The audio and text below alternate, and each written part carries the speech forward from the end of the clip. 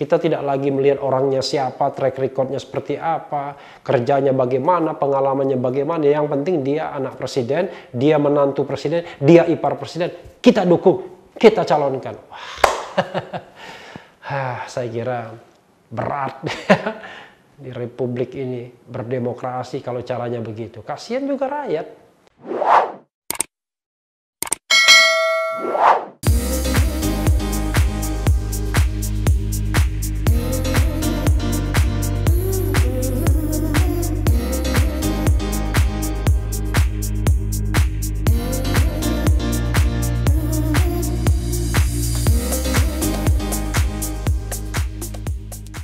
Assalamualaikum warahmatullahi wabarakatuh, Sobat RH sekalian. Jumpa lagi kita di channel yang keren ini, Keren Cadas. Kali ini kita tetap akan menguber soal Pilkada Kota Solo, soal Gibran, soal Presiden Jokowi, soal apa lagi yang terkait dengan ipar. Ini ada berita menarik ya yang harus saya ulas dari mojok.co. Inkonsistensi Jokowi .2 larang adik ipar, namun biarkan anak dan menantu terjun di pilkada. Memang maju kena mundur kena ya. Jokowi sempat dipuji saat melarang adik iparnya untuk maju di pilkada. Namun sikapnya tersebut langsung runtuh karena dianggap membiarkan anak dan menantinya terjun di pilkada. Menantunya maksudnya, tapi tertulis menanti di sini. Sikap Jokowi yang dianggap membiarkan dan bahkan dalam tanda kutip ikut mendukung Gibran Rakabuming dan Bobi Nasution untuk terjun ke dalam kontestasi pilkada tentu saja cukup mengecewakan banyak orang. Ya tidak hanya membiarkan, memang mendukung. Buktinya beliau memanggil Ahmad Purnomo ke istana. Ada juga cerita ya dari tim suksesnya Ahyar Nasution, calon saingan Bobi di Pilkada Medan. Kalau Ahyar disuruh mundur oleh orang dekat istana, kata tim suksesnya. Jokowi dianggap ikut melanggengkan praktik politik dinasti. Padahal Jokowi sendiri sempat beberapa kali menegaskan bahwa ia tak pernah suka dengan praktik tersebut. Kapan ya dengarnya juga nggak ngerti saya. Jokowi bahkan sempat diapresiasi oleh banyak pihak saat dirinya melarang dan tidak memberikan restu pada adik iparnya Wahyu Purwanto yang tadinya akan maju dalam pilkada Gunung Kidul dan sempat akan diusung oleh Partai Nasdem. Partai Nasdem ini terkenal sesungguhnya politik tanpa mahar katanya. Tapi belakangan ini sering sekali mendukung orang lingkaran Jokowi ya, Bobi Nasution didukung, Gibran didukung juga pasti, dan ini juga adik iparnya juga mau didukung ya. Langkah Jokowi tersebut dipuji oleh banyak pihak, termasuk dari Nasdem sendiri. Aneh sekali ini Nasdem, dia mau mendukung ipar presiden, lalu kemudian ketika dilarang memuji. Lah, kenapa dia tidak mengkritik diri sendiri? Keputusan tersebut menjadi jelas bahwa Pak Jokowi sangat memperhatikan demokrasi yang sehat dan memperhatikan pendapat masyarakat terkait politik dinasti yang akhir-akhir ini mencuat di ruang publik, kata Sekjen Nasdem Johnny G. Plate. Ya gimana yang ngomongnya Sekjen yang juga Menteri Jokowi, bingung juga. Nah itulah yang namanya conflict of interest. Anda tidak mungkin mengeluarkan sebuah statement dalam dua jabatan yang sama. Orang tidak akan bisa membedakan seorang Johnny G. Plate, Sekjen Nasdem, dengan Menteri Kominfo, Komunikasi dan Informatika. Namun sikap anti politik dinasti yang ditunjukkan oleh Jokowi mendadak runtuh tatkala ia membiarkan anak dan menantunya terjun ke dalam pilkada. Seperti yang diketahui, Gibran Rakabuming, anak Jokowi, maju sebagai calon wali kota di Pilkada Solo. Sedang Bobi Nasution, menantu Jokowi, maju dalam Pilkada Medan. Kritik pun langsung berhamburan. Salah satunya dari politisi PKS Mardani Alisera. Paling rajin Mardani ini yang mengkritik pemerintahan Jokowi. Saya kira Mardani Alisera, Fadlizon itu paling sering. Hanya memang tidak ada lagi duo F, Fadlizon dan Fahri Hamzah. Sementara Mardani sepertinya lonely karena Gerindra dan Fadlizon agak bingung posisinya ya. Fadlizon wakil dari Gerindra, tetapi Gerindra ada dalam pemerintahan. Dan Fadlizon sepertinya sudah tidak masuk lagi dalam lingkaran Gerindra ya. Ketua DPP PKS tersebut menganggap Jokowi tidak konsisten dengan sikap dan prinsip politiknya. Kalau niatnya Jokowi meminta Wahyu tidak mencalonkan, saya tidak tahu. Tetapi sikapnya Jokowi tidak konsisten. Mestinya kalau di sini tak mendukung, ya di sini juga jangan didukung anak dan menantunya. Terang Mardhani kepada awak media di Kompleks MPR DPR Senayan, Jakarta, Selasa 27 Juli 2020 kemarin. Memang beritanya sengaja saya ungkit kembali ya. Ketika Presiden tanda kutip membiarkan anak dan menantu maju di pilkada, beliau kan selalu bilang saya tidak akan kampanye. Tapi babnya KKN, nepotisme dalam hal ini, kekeluargaan, kekerabatan, bahasa Mbak Titi, Direktur Eksekutif Perludem, itu salah satu yang kita ingin hilangkan saat tuntutan rakyat direformasi. Sekarang orang nomor satu mempraktikkan. Iya sih, KKN itu kan jangan lupa tidak hanya korupsi ya. Korupsi, kolusi, dan nepotisme ya. Jadi bagian nepotismenya ada di sini. Mardhani mengatakan bahwa jika Jokowi memang serius ingin mendobrak dan menghancurkan praktik politik dinasti, Jokowi seharusnya bukan hanya melarang adik iparnya, namun juga melarang anak dan menantunya terjun di pilkada, sebab menurutnya hubungan kekerabatan antara anak dan menantu jauh lebih kuat ketimbang ipar. Iya juga sih. Kalau iparnya menang belum tentu juga setia sama Presiden Jokowi. Tapi kalau anak dan menantu ya sudah pasti akan setia. Namanya anak dan menantu. Menantu juga anak ya. Anak dan menantu jauh lebih dekat ketimbang ipar. Harusnya yang di sini ditolak, di sana ditolak juga. Tidak konsisten, harus satu sikap. Apalagi pimpinan. Pimpinan itu nggak boleh ada keraguan. Dia harus firm, lugas, tegas, jelas. Luar biasa.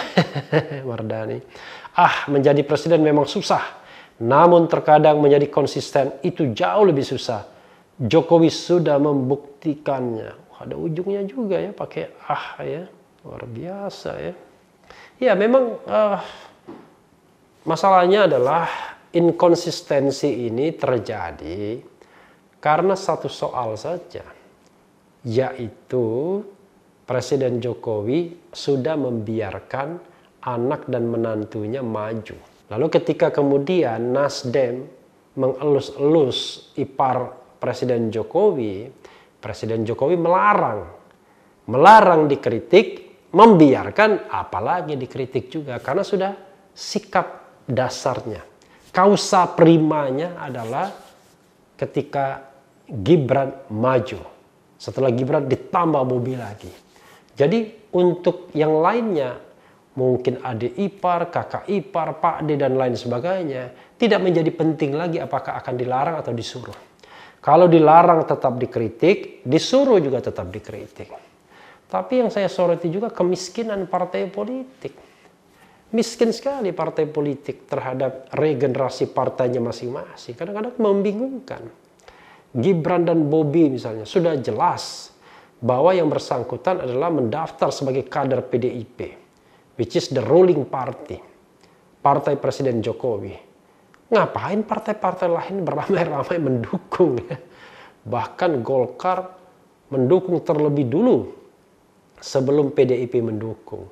Sampai sekarang saja PDIP belum mendukung. Tapi partai-partai lain, bahkan partai di luar pemerintahan seperti PAN, Partai Amanat Nasional mendukung juga. Jadi memang ada masalah di Republik ini ya. Dengan demokrasinya. Di satu sisi kadang-kadang orang sangat peka soal aliran politik. Walaupun orangnya satu partai. Tapi kadang-kadang orang dalam partai yang berbeda pun di-endorse juga. Jadi ribut di satu partai untuk meng-endorse orang lain. Ini memperlihatkan kemiskinan. Baik cara berpikirnya maupun regenerasinya dari partai-partai politik yang ada. Seolah-olah kalau tidak ditopang oleh kekuasaan, mereka tidak bisa berdiri kokoh. Kenapa tidak percaya diri? Presiden Jokowi hanya sampai 2024. Pasca 2024 ada konstelasi politik baru. Oh iya juga mungkin ya. 2024 kita endorse Jokowi, nanti 2024 ke atas ya endorse presiden yang lain. Waduh, kalau begitu cara berpikirnya very pragmatis, sangat pragmatis. Kita tidak lagi melihat orangnya siapa, track recordnya seperti apa, kerjanya bagaimana, pengalamannya bagaimana. Yang penting dia anak presiden, dia menantu presiden, dia ipar presiden. Kita dukung, kita calonkan. Saya kira berat di republik ini berdemokrasi kalau caranya begitu. Kasihan juga rakyat. Kader partai lebih kasihan lagi. Mereka berharap dicalonkan karena mereka sudah mengabdi kepada rakyat, tapi akhirnya tidak dicalonkan. Bahkan Ahyar Nasution ketika melihat gelagat partainya tidak akan mencalonkan dirinya sebagai calon wali kota, padahal dia adalah PJS atau pejabat sementara atau pelaksana tugas wali kota. Ketika wali kota definitifnya bermasalah dengan korupsi, malah tidak ingin dicalonkan. Padahal dia tidak punya masalah. Tidak heran dia kemudian melihat rumput tetangga lebih hijau, dia lompat ke halaman atau kandang tetangga. Diambil oleh Partai Demokrat. Dan Partai Demokrat dan PKS menyorongkan Ahyar Nasution untuk melawan Nasution lainnya alias Bobi Nasution, menantu Presiden Joko Widodo. Sesungguhnya Sobat Era sekalian, banyak catatan ya di era kedua kepemimpinan Jokowi yang menurut saya kok malah regresif dibandingkan periode pertama. Banyak soal pelemahan KPK, soal ombudsman, soal menteri kabinet kerja yang kedua ini, soal yang terkait dengan pilkada, soal rangkap jabatan antara pengurus teras partai politik dan menteri, dan masih banyak lagi. Termasuk juga menteri-menteri bermasalah yang tetap dipertahankan. Saya agak miris terus terang saja. Mengkritik kan boleh. Ini demokrasi. Saya tidak ingin menghina, tidak ingin mendiskreditkan, tapi betul-betul ingin melihat ini sebagai sebuah kritik. Bahkan justru kalau kita tunjukkan mana lagi keberhasilan pembangunan, keberhasilan yang sudah diletakkan oleh Presiden Jokowi, makin lama saya kok makin ragu. Tahun 2017 saya masih melihat ekonomi, terutama pembangunan infrastruktur, sebagai sebuah primadona. Sekarang memang terbangun infrastruktur tersebut, tapi jangan lupa masalahnya luar biasa. Utang BUMN luar biasa yang ditinggalkan untuk membangun itu semua. Dan negara kita menuju jurang krisis ekonomi dan finansial. Konsolidasi politik yang mungkin masih kuat, karena Presiden Jokowi bisa menggrab partai-partai politik. Kalau mau, sebenarnya Presiden Jokowi meninggalkan PKS saja yang memang tidak pernah mau direkrut. PAN mau sebenarnya direkrut kabinet. Demokrat juga mau sebenarnya. Bahkan isunya sudah ada deal waktu itu. Ya saya dengar isu ya.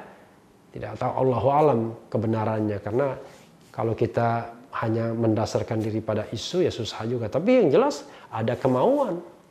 Ketika AHY melakukan safari ke PDIP dan lain sebagainya, itu kan menunjukkan sesungguhnya Demokrat mau mendekat pada the ruling party.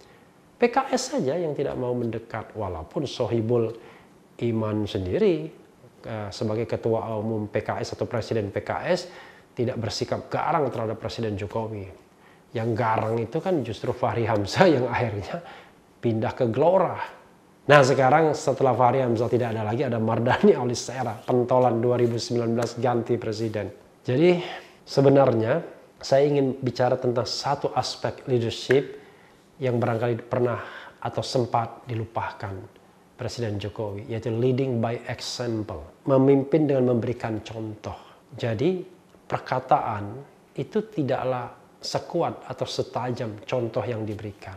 Jadi kalau kita misalnya bicara tentang kami tidak akan mentolerir rangkap jabatan, tapi at the same time ada rangkap jabatan, orang nggak akan percaya. Kalau kemudian tidak membangun politik dinasti tapi membiarkan Bobi Nasution, menantu, dan terutama anak Gibran mencalonkan diri, ya orang tidak akan percaya. Tapi soal percaya atau tidak, ya kita serahkan sajalah kepada pemilih dan masyarakat Indonesia. Yang jelas memang ada hal-hal yang perlu dicatat dalam pemerintahan ini yang menurut saya makin lama kok makin menunjukkan hal yang membuat kita pesimistik. Tapi mudah-mudahan saya keliru. Karena saya ingin terus melihat negara ini jauh lebih baik dan lebih baik lagi dalam segenap aspeknya.